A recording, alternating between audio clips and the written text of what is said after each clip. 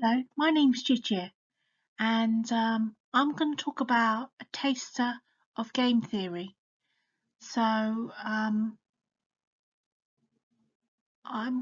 it's one of the subjects that I'm going to talk about, and there are many subjects I want to talk about, but these subjects are not to be mentioned on a Thursday. So, game theory, what is it? Game theory involves people or players, and they play a game and they decide their turn, and they take turns to analyze the situation and decide. Then each decision depends on each other.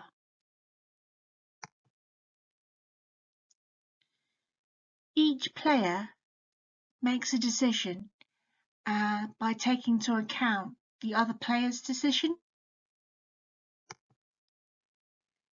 Game theory uses applied mathematics in decision making.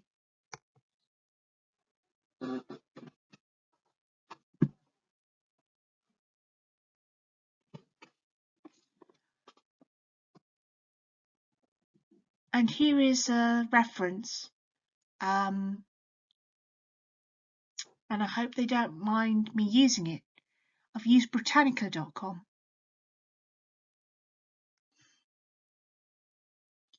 So there's different components to game theory.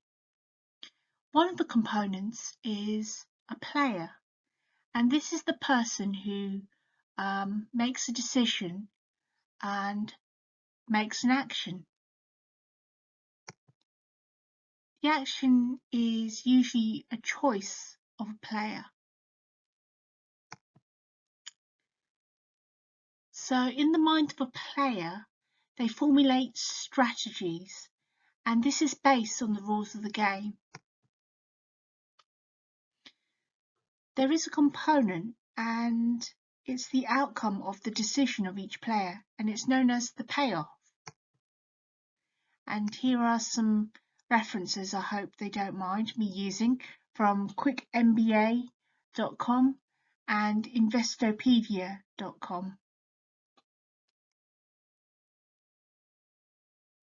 Origins of game theory.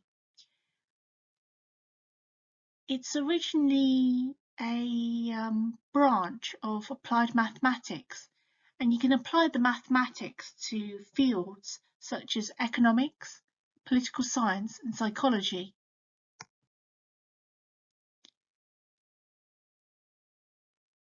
So one of the applications of game theory is that you can understand a firm's behaviour, and one of the firm's behaviour is called oligopoly, which is where the market or industry is centred by a small number of large sellers. This is price fixing or collusion, and this is seen in the big 6 energy companies. They include British Gas, SSE, E.ON, EDF Energy, npower and Scottish Power. More on the origins of game theory. So you have this theory called the prisoner's dilemma, and it's applied to business. And it's a situation where each player or decision maker makes a decision where there has a less optimal outcome for themselves, but it benefits as a group. So, for example, if you had a co-conspirator, and this co-conspirator was interrogated and you were interrogated, you would get 1 year for cooperation, and that person, that co-conspirator, may get 1 year for cooperation, but they may push you into a dimmer light. So they may accuse you of doing something which the actual crime itself. If you choose to deny, then you get a lighter sentence, and if the person denies, they get a lighter sentence. But if the person was to plead guilty, they would get a lighter sentence. If the other person plead guilty, the other sentence, or they can blame each other, and they get less sentences. And if they were found guilty, then they would get larger sentences. So it's a game of conflict and cooperation.